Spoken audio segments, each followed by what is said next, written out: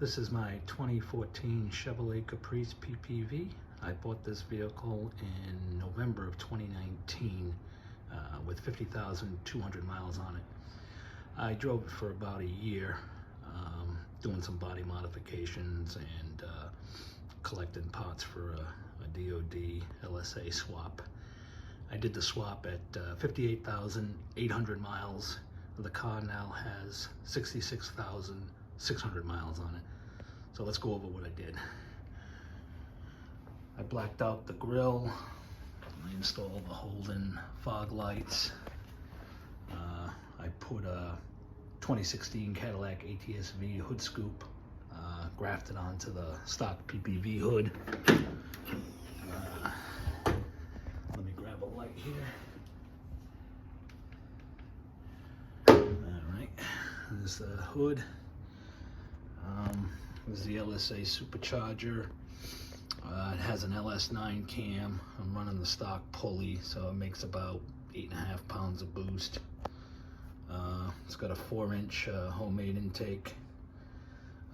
It's got an LS2 time and set 3-bolt cam gear. It's got a 10-295 oil pump, standard volume, high pressure. It's got a 160 thermostat in it. I'm running stock rockers, BTR push rods.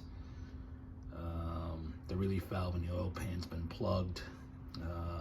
It has CNC ported 821 heads from Chevrolet Performance. The reason why I went with those heads rather than the stock 823 heads is the 821 heads have the hollow stem valves, and the combustion chamber is a little bit smaller, so I get a bump and compression, which makes a little more horsepower. I have 2 catch cans here.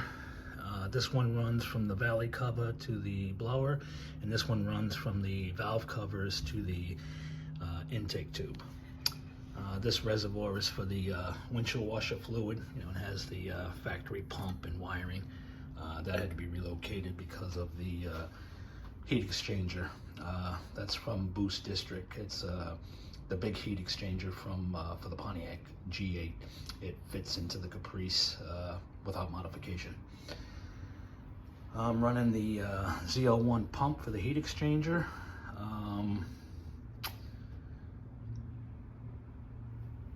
Over here are the relays. This is a plug-and-play relay for the ZL1 pump for the heat exchanger. This relay is for the wideband that's installed inside the car. Moving to the side here, I have blacked out side markers. The stock steel wheels, I powder coated the center cap. I'm running SS springs and struts front and rear on the rear. It lowered the car about 1.25 inches in the front over the stock Caprice springs and about 3/4 inch in the rear. I have the repeaters on the side here. I didn't like the chrome, so I vinyl wrapped that, and they light up in amber along here. I also vinyl wrapped the stainless steel trim along the drip edge here and along the belt molding on the bottom. I tinted the windows, both doors, the quarter glass in the back windshield. The hole in the roof, I patched that with a satellite XM antenna. I'm running a 327 Camaro rear end gear in the back. I believe I lost some torque. I think the stock 292 rear end, the car seemed to pull harder with the lower gear in it. Moving to the back here, I vinyl wrapped the tail lights. I have a Holden wing. I have a backup camera here. It's got the stock mufflers. Again, Cook's X-pipe, Cook's headers.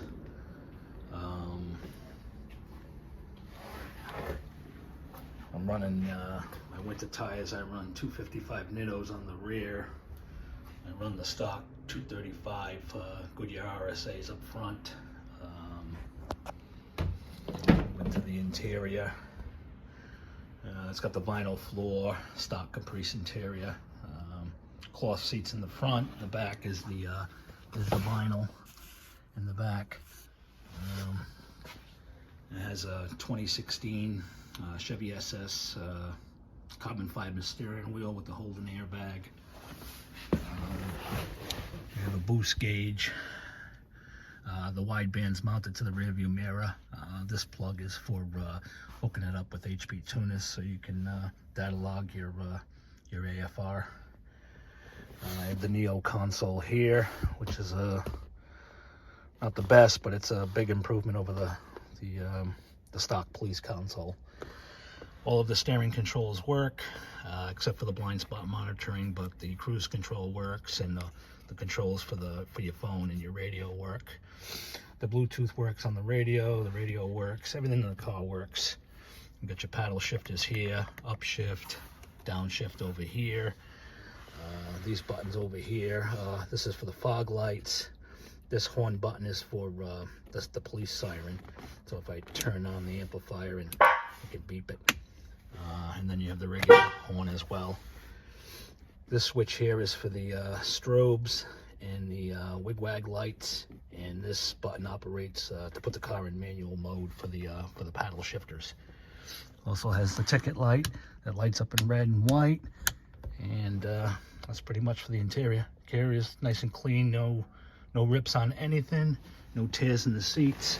The only imperfection in the interior is just a small rip on the driver's door handle right here. Other than that, the interior is mint. Alright.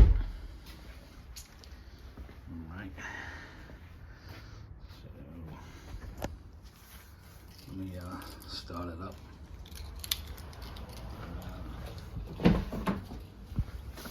Car gets about 12 to 14 miles per gallon in the city. If you drive all highway, it's about 22 miles per gallon.